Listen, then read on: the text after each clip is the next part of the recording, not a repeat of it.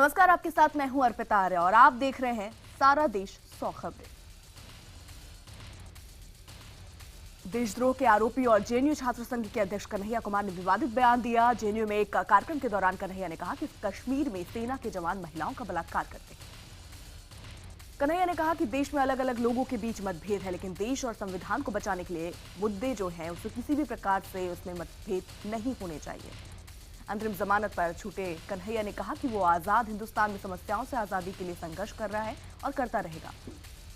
मंगलवार को छात्र संगठन आइसा के सदस्यों ने जेएनयू कैंपस में मनुस्मृति की प्रतियां जलाई। छात्रों का कहना है कि हम मनुस्मृति के उन बिंदुओं का विरोध कर रहे हैं जो महिला विरोधी है। मनुस्मृति जलाने के बाद छात्रों ने जेएनयू में मार्च निकाला। इस दौरान यहां अलग अलग नारे भी लगाए गए। छात्रों ने महिलाओं को आजादी जैसे कई नारे लगाए। इस बीच एबीवीपी ने जेएनयू में उनके छात्र संघ से जुड़ी छात्राओं के साथ बदसलूकी का आरोप लगाया। इसको लेकर एबीवीपी ने प्रदर्शन भी किया। जेएनयू में देश विरोधी बातें थमने का नाम नहीं ले रही। यूनिवर्सिटी के प्रोफेसर निवेदिता मेमन का कहना है कि भारत ने कश्मीर पर कब्जा कर रखा है। प्रोफेसर निवेदिता ने कहा कि मणिपुर को भी जबरन भारत में शामिल किया गया, जबकि नागालैंड पर कब्जा करने के लिए भारत ने बम तक का इस्तेमाल किया था। अरुण जेटली ने राज्यसभा में जेएनयू मुद्दे पर कहा कि सरकार देश के खिलाफ बोलने वालों का विरोध करेगी। उन्होंने कहा कि बोलने की आजादी के नाम पर देश की एकता तोड़ने की इजाजत नहीं दी जा सकती। पटियाला हाउस कोर्ट ने कन्हैया के साथ मारपीट मामले की सुनवाई आज सुप्रीम कोर्ट में होगी। कोर्ट में इस पर भी बहस होगी कि क्या हमला करने वालों वकीलों पर कोर्ट की अवमानना का मुकदमा चलाया जाए। एएमयू के अल्पसंख्यक दर्जे पर जारी विवाद के बीच बीसी के केंद्र सरकार को चेतावनी दी गई है। उनका कहना है कि अगर सरकार ने इस मामले में दखल दिया तो हिंदुस्तान को होगा नुकसान। शाह का कहना है कि एएमयू का अल्पसंख्यक दर्जा खत्म नहीं होना चाहिए। वो इस मुद्दे पर 10 मार्च को मानव संसाधन विकास मंत्री स्मृति ईरानी से मिलेंगे। यमुना किनारे होने वाले वर्ल्ड कल्चर फेस्टिवल के मुद्दे पर एनजीटी में सुनवाई आज भी जारी रहेगी। मंगलवार को हुई सुनवाई के दौरान एनजीटी में आर्ट ऑफ लिविंग और डीडीए समेत सभी पक्षों को जमकर लताड़ लगाई। एनजीटी ने समारोह के आयोजक और उसे मंजूरी देने वाली संस्था से पूछा कि इतने बड़े आयोजन का पर्यावरण पर क्या असर पड़ेगा, इसका आकलन किसी ने क्यों नहीं किया। आयोजकों का दावा है कि पूरा समारोह यमुना नदी के किनारे हो रहा है, न कि नदी में। उनका दावा है कि समारोह के हर काम में इको फ्रेंडली सामान का इस्तेमाल हो रहा है। सुनवाई के दौरान डीडीए ने कहा कि आयोजकों को सिर्फ 24 हेक्टेयर जमीन के इस्तेमाल की इजाजत दी गई है, लेकिन रिपोर्ट में कहा गया कि 68 हेक्टेयर जमीन का इस्तेमाल किया जा रहा है। याचिकाकर्ता का कहना है कि यह हिस्सा नदी के डूब क्षेत्र का है और यहां कार्यक्रम होने से यमुना में जल जीवन को भारी नुकसान होगा। इस बीच आयोजकों ने मेहमानों के आने जाने के लिए यमुना नदी पर पुल भी बनाया है। आर्ट ऑफ लिविंग का दावा है कि इस कार्यक्रम में देश विदेश के करीब 35 लाख लोग जुटेंगे। उधर केंद्र सरकार ने दिल्ली पुलिस को एडवाइजरी भेजकर कहा है कि आतंकी संगठन इस कार्यक्रम को निशाना बना सकते हैं, लिहाजा यहां की सुरक्षा व्यवस्था पुख्ता की जाए। पहले इस कार्यक्रम में राष्ट्रपति और पीएम के शामिल होने की भी खबर थी, लेकिन राष्ट्रपति ने कार्यक्रम में जाने से इनकार कर दिया। वहीं पीएम के शामिल होने पर भी सस्पेंस बना हुआ है। आर्ट ऑफ लिविंग का वर्ल्ड कल्चर फेस्टिवल 11 से 13 मार्च तक यमुना नदी के किनारे होगा। इसके लिए दुनिया का सबसे बड़ा 7 एकड़ का स्टेज भी तैयार किया जा रहा है। केंद्र सरकार ने ईपीएफ का पैसा निकालने पर टैक्स लगाने के प्रस्ताव को वापस ले लिया है। वित्त मंत्री अरुण जेटली ने लोकसभा में इसका ऐलान किया। कांग्रेस उपाध्यक्ष राहुल गांधी का कहना है कि उनके दबाव में केंद्र सरकार ने ईपीएफ पर टैक्स का फैसला वापस लिया। सरकार ने बजट में ईपीएफ की 60% रकम निकालने पर टैक्स लगाने का प्रस्ताव रखा था। पीएम मोदी ने भी वित्त मंत्री से इस पर विचार करने को कहा था। राज्यसभा में आज भी राष्ट्रपति के अभिभाषण पर चर्चा होगी। इसके बाद प्रधानमंत्री सदन में भाषण देंगे। मंगलवार को राज्यसभा में बहस के दौरान वित्त मंत्री अरुण जेटली ने काला धन, अखलाक और इशरत जहां जैसे मुद्दे पर जवाब दिया। आज शाम बीजेपी पार्लियामेंट्री बोर्ड की बैठक होगी। बैठक में बीजेपी पश्चिम बंगाल समेत 5 राज्यों में होने वाले चुनाव के लिए उम्मीदवारों की पहली लिस्ट जारी करेगी। पश्चिम बंगाल की मुख्यमंत्री ममता बनर्जी ने महिला दिवस के मौके पर चुनाव प्रचार अभियान की शुरुआत की। इस दौरान ममता ने कोलकाता में पैदल मार्च निकाला। मंगलवार को कांग्रेस ने पश्चिम बंगाल में अपने 75 उम्मीदवारों की लिस्ट जारी की। कांग्रेस ममता बनर्जी के खिलाफ ओम प्रकाश मिश्रा को उतार सकती है। अखिलेश सरकार ने 5 साल पूरे होने से पहले विधायकों पर तोहफों की झड़ी लगा दी। अखिलेश ने ऐलान किया कि जिन विधायकों के पास घर नहीं, उन्हें नोएडा, लखनऊ में घर दिए जाएंगे। मुख्यमंत्री ने पूर्व विधायकों की पेंशन 2000 रुपए बढ़ाकर 12,000 रुपए भी कर दी है। साथ ही विधायक अब हर साल 100 नए हैंडपंप लगवा सकेंगे। 10 लोगों को लोहिया आवास आवंटित कर सकेंगे।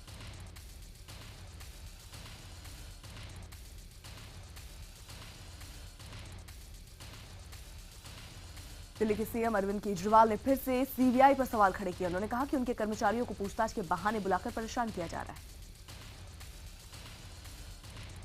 शंकराचार्य स्वरूपानंद सरस्वती ने महिलाओं के त्र्यंबकेश्वर मंदिर में गर्भगृह में पूजा करने की मांग को स्टंट बताया। उन्होंने कहा कि ये महिलाएं धार्मिक नहीं, राजनीतिक महिलाएं हैं। बिहार के सिवान में जेल में बंद आरजेडी के पूर्व सांसद शहाबुद्दीन से बिहार के मंत्री अब्दुल गफूर ने मिलने पर सियासी घमासान मच गया है। जेल में ये मुलाकात 6 मार्च को हुई थी। बीजेपी ने मुख्यमंत्री नीतीश कुमार से अब्दुल गफूर को बर्खास्त करने की मांग की है। वहीं लालू यादव ने कहा है कि जेल में किसी से मिलना अपराध नहीं। पीएम नवाज शरीफ के सलाहकार सरताज अजीज ने कहा कि चीन की मदद से उन्होंने भारत को परमाणु सप्लायर ग्रुप की सदस्यता पाने से रोक दिया। परमाणु सप्लायर ग्रुप में दुनिया के 45 देश सदस्य हैं, लेकिन भारत कई सालों से इसकी सदस्यता पाने की कोशिश कर रहा है। अमेरिका ने भारत की सदस्यता का समर्थन किया था। दुनिया भर में आज साल का पहला सूर्य ग्रहण है। सूर्य ग्रहण सुबह 5:47 से शुरू हुआ, जो कि आपको बता दें 9:08 तक रहेगा। देश के कई हिस्सों में सूर्य ग्रहण आंशिक तौर पर दिखाई देगा, हालांकि पूर्ण सूर्य ग्रहण भारत में नहीं नजर आएगा। पूर्ण सूर्य ग्रहण थाईलैंड, इंडोनेशिया, दक्षिण कोरिया, जापान और ऑस्ट्रेलिया में भी देखा जा सकता है। इंडोनेशिया के सुमात्रा द्वीप पर यह सूर्य ग्रहण शुरू से अंत तक देखा जा सकेगा। सुप्रीम कोर्ट में आज विजय माल्या के देश छोड़ने पर रोक लगाने को लेकर याचिका पर सुनवाई होगी। ये याचिका 17 सरकारी बैंकों ने दायर की है। विजय माल्या पर सरकारी बैंकों का 7,000 करोड़ रुपए बकाया है, जिसकी भरपाई के लिए बैंकों ने सुप्रीम कोर्ट से गुहार लगाई। पाकिस्तान ने 87 भारतीय कैदियों को रिहा कर दिया। इसमें मछुआरे भी शामिल हैं। मछुआरे गलती से सीमा पार कर गए थे। ये सभी लोग वाघा बॉर्डर के जरिए भारत में वापस आए। फिल्म अभिनेत्री करिश्मा कपूर और उनके पति संजय कपूर तलाक को लेकर सुप्रीम कोर्ट में आपसी सहमति नहीं बना सके। अगली सुनवाई अब 8 अप्रैल को होगी। बता दें कि करिश्मा ने ससुराल पक्ष पर घरेलू हिंसा समेत कई गंभीर आरोप लगाए थे। साथ ही बच्चों की कस्टडी को लेकर भी विवाद है। मध्य प्रदेश माध्यमिक शिक्षा मंडल की 12वीं कक्षा की परीक्षा में जातिगत आरक्षण संबंधी प्रश्न से नया विवाद खड़ा हो गया है। 5 मार्च को हुए हिंदी के पेपर में छात्रों से निबंध लिखने को कहा गया। निबंध का विषय था जातिगत आरक्षण देश के लिए घातक। आरक्षित वर्ग ने इस प्रश्न पर विरोध जताया तो कांग्रेस ने मध्य प्रदेश विधानसभा में हंगामा किया। सीएम शिवराज सिंह ने जांच के आदेश दिए। पूर्व प्रधानमंत्री राजीव गांधी की हत्या की दोषी नलिनी को मद्रास हाईकोर्ट ने 1 दिन की पैरोल दी है। पिता की मौत के बाद धार्मिक संस्कारों में हिस्सा लेने के लिए डाली थी याचिका। धर्मशाला में भारत पाक T20 मैच को लेकर भारत दौरे पर आए पाकिस्तानी जांच दल ने पाकिस्तान गृह मंत्रालय को रिपोर्ट सौंप दी है। रिपोर्ट के मुताबिक भारत सरकार की तरफ से सुरक्षा को लेकर भरोसा नहीं दिया गया है। पाकिस्तान आज क्रिकेट टीम के भारत आने पर फैसला लेगा। उधर बीसीसीआई के जीएम ऑपरेशन MV श्रीधर ने गृह मंत्रालय के साथ हुई बैठक के बाद कहा कि मैच जरूर होगा। वहीं हिमाचल के मुख्यमंत्री वीरभद्र सिंह ने कहा कि वो सुरक्षा देने के लिए शुरू से तैयार है, लेकिन वो पूर्व सैनिक विरोध कर रहे हैं, उनकी भावना का भी सम्मान करना चाहिए। भारतीय क्रिकेट टीम के तेज गेंदबाज मोहित शर्मा आज दिल्ली के होटल लीला पैलेस में अपनी गर्लफ्रेंड श्वेता के साथ शादी करने जा रहे हैं। शादी समारोह में क्रिकेट जगत की जानी मानी हस्तियां शामिल होंगी। क्रिकेटर इरफान पठान ने वडोदरा में अपनी शादी का रिसेप्शन दिया। नव दंपति को बधाई देने के लिए नामी हस्तियां पहुंची। नवादा के फरार विधायक राजबल्लभ यादव के खौफ से रेप पीड़ित नाबालिग लड़की ने मैट्रिक की परीक्षा देने से इनकार कर दिया। राजबल्लभ यादव पर पीड़ित के साथ रेप का आरोप है। बिहार में 11 मार्च से मैट्रिक की परीक्षा होने वाली है। प्रशासन पीड़ित के परिवार को सुरक्षा का भरोसा दिला रहा है, लेकिन परिवार का कहना है कि जब तक आरोपी विधायक गिरफ्तार नहीं होता खतरा बना हुआ है। आपको बता दें कि रेप का आरोप लगने के 1 महीने बीत जाने के बावजूद अभी तक राजबल्लभ को गिरफ्तार नहीं किया जा सका है। आरजेडी ने इस बाहुबली विधायक को निलंबित कर दिया। केरल के कन्नूर में आरएसएस के एक कार्यकर्ता को कुछ लोगों ने उस पर हमला करके घायल कर दिया। आरोप है कि हमलावर सीपीएम के कार्यकर्ता हैं। जख्मी युवक ऑटो चलाता है। वाराणसी में पुलिस ने एक ऐसे शख्स को पकड़ा जो खुद को रॉ का अफसर बताकर सिपाहियों पर रौब झाड़ रहा था। उसके पास से नकली आई कार्ड भी बरामद हुआ। उत्तर प्रदेश के औरैया जिले में 8 साल की बच्ची का शव खेतों से मिला। परिजनों ने बच्ची के साथ रेप की आशंका जताई। औरैया में बच्ची का शव मिलने के बाद गुस्साए लोगों ने हाईवे को जाम कर दिया और दिल्ली जा रही रोडवेज बस पर भी आग लगा दी। बांदा में एक टीचर पर जानलेवा हमला करने के केस में पुलिस ने 2 ऐसे लड़कों को आरोपी बनाया है जो दिव्यांग हैं और चलने फिरने में भी असमर्थ हैं। बस्ती में एक अज्ञात युवक की लाश मिलने से सनसनी फैल गई। युवक के गले और शरीर पर कई जगह चोट के निशान पाए गए। लखीमपुर खीरी में एक शख्स ने सुपारी देकर अपनी पत्नी की हत्या करवा दी। कत्ल के बाद पति ने पूरे मामले को लूट की शक्ल दे दी। पुलिस की तफ्तीश में पता चला कि कातिलों ने जिस फोन का इस्तेमाल किया उस पर एक बार पति ने बात की थी। इसके बाद पूरी साजिश का पर्दाफाश हो गया। मुरादाबाद में सीरियल ब्लास्ट करने की धमकी देने वाले शख्स को गिरफ्तार कर लिया गया। एक मदरसे में पढ़ाने वाले इस टीचर ने फोन पर सीरियल ब्लास्ट करने की धमकी दी थी। गोरखपुर में सिर्फ 2000 रुपए ना चुकाने पर दबंगों ने एक शख्स के बेटे को जिंदा जला दिया। लखनऊ में इलाज के दौरान बेटे की मौत हो गई। बरेली में एक महिला के साथ हैवानियत की सारी हदें खत्म कर दी गई। उसके साथ बस में कंडक्टर और ड्राइवर ने बलात्कार किया। महिला के साथ सिर्फ 14 दिन की नवजात बच्चा था। इस दौरान बच्चे की मौत भी हो गई। महिला को गंभीर हालत में अस्पताल में भर्ती कराया गया। यूपी के अलीगढ़ में पुलिस में छेड़खानी की शिकायत करने एक लड़की को जिंदा जला दिया गया। लड़की की शिकायत पर पुलिस ने आरोपी को गिरफ्तार कर लिया। इस वारदात को आरोपी लड़के के परिजनों ने अंजाम दिया। लड़की को गंभीर हालत में अस्पताल में भर्ती कराया गया। ग्रेटर नोएडा की दादरी में सब्जी मंडी के पीछे झाड़ियों के पास 25 साल की महिला का शव मिला। महिला की कनपट्टी पर गोली का निशान। यूपी के कासगंज में पालतू कुत्ते के काटने के विवाद में गोली और बम चलाए गए। बम से जख्मी एक युवक का हाथ कट गया, जबकि 2 महिलाएं गंभीर रूप से जख्मी हैं। पटना में एक लड़के को अगवा करने की कोशिश कर रहे लोगों की जमकर पिटाई हो गई। अगवा करने वाला शख्स लड़के का मामा था और दोनों के बीच पारिवारिक विवाद चल रहा था। राजस्थान के जालौर में एक महिला ने पति की बीच सड़क पर धुनाई कर दी। आरोप है कि पति ने महिला के गहने बेचकर पैसे शराब पर खर्च कर दिए। लुधियाना के विजयनगर में एक घर में बाहर से बैग में नवजात बच्ची मिलने का मामला सामने आया। घर के मालिक की जब नजर बच्ची पर पड़ी तो उन्होंने इसकी सूचना पुलिस को दी। फिलहाल नवजात को सिविल अस्पताल में भर्ती कराया गया है। वहीं घर के मालिक ने बच्ची को गोद लेने की इच्छा जाहिर की है। बैतूल में पिछले एक हफ्ते में 4 बार ओले गिरने से रबी की फसलें पूरी तरह से बर्बाद हो गई। किसानों को प्रति एकड़ 30 से 34 हजार का नुकसान हुआ। कटाई के लिए तैयार गेहूं के खेतों में पानी भरा हुआ है। चने के खेतों में भी अंकुरित हो गए हैं और सब्जी जो है वो सड़ चुकी। बीते 2 दिन तक हुई बारिश ने शहडोल में किसानों की चिंता बढ़ा दी है। जिले में लगभग 400 हेक्टेयर में गेहूं की फसल बोई गई है, लेकिन पानी के चलते फसल गिर गई। सिवनी में भीषण ओलावृष्टि से हजारों हेक्टेयर में फैली गेहूं और चने की खड़ी फसल को काफी नुकसान हुआ। शुरुआती आकलन में कई गांव में 40 से 50% फसल बर्बाद होने का अनुमान है।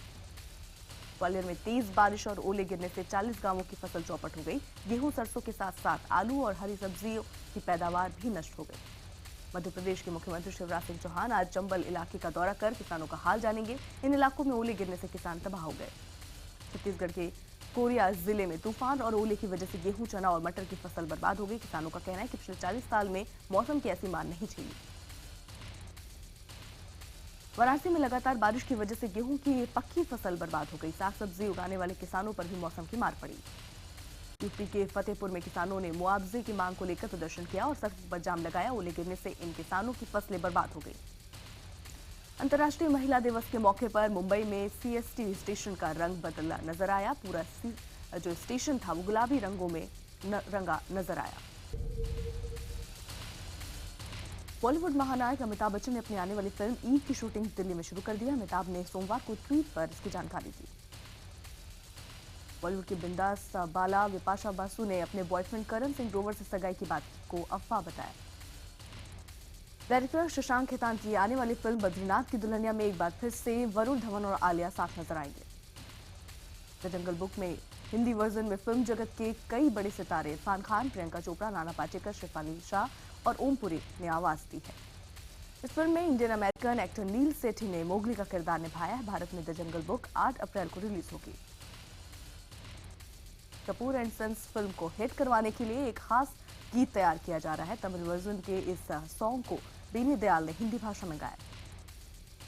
तुर्की के शहर किलीस में एक पत्रकार की रिपोर्टिंग कर रहा था कि अचानक बाजू में मिसाइल आकर गिर गई। सीरिया से हुए इस हमले में एक की मौत हो गई, जबकि एक घायल हो गया। अमेरिका के मियामी में कूड़ा ले जाते ट्रक ने नियंत्रण खो दिया और ब्रिज के नीचे जा गिरा। हादसे के बावजूद ड्राइवर बच गया। हादसे की जांच की जा रही है। अमेरिका के इलिनॉ में एक गाड़ी 14 फीट ऊंचे पेड़ से टकरा गई। मजेदार बात यह थी कि टक्कर में पेड़ लगने के बाद बोनट में फंस गया, लेकिन ड्राइवर रॉन्ग साइड पर गाड़ी चलाती रही। पाकिस्तान में पंजाब प्रांत के पूर्व राज्यपाल सलमान तासीर के बेटे शहबाज तासीर को बरामद कर लिया गया है। सलमान का 5 साल पहले लाहौर से अपहरण हो गया था। सबिया के केके शहर में जबरदस्त बारिश से बाढ़ के हालात बन गए हैं। यहां सड़कों, खेतों और घरों में पानी घुस गया। सिडनी के न्यू साउथ वेल्स में हुई फायरिंग में एक व्यक्ति की मौत हो गई और 2 लोग घायल हो गए। सीरिया के शहर ओलंपो में आतंकियों ने जमकर रॉकेट लॉन्चर और मोटार दागे। इस हादसे में 13 नागरिकों की मौत हो गई, 40 लोग घायल हो गए।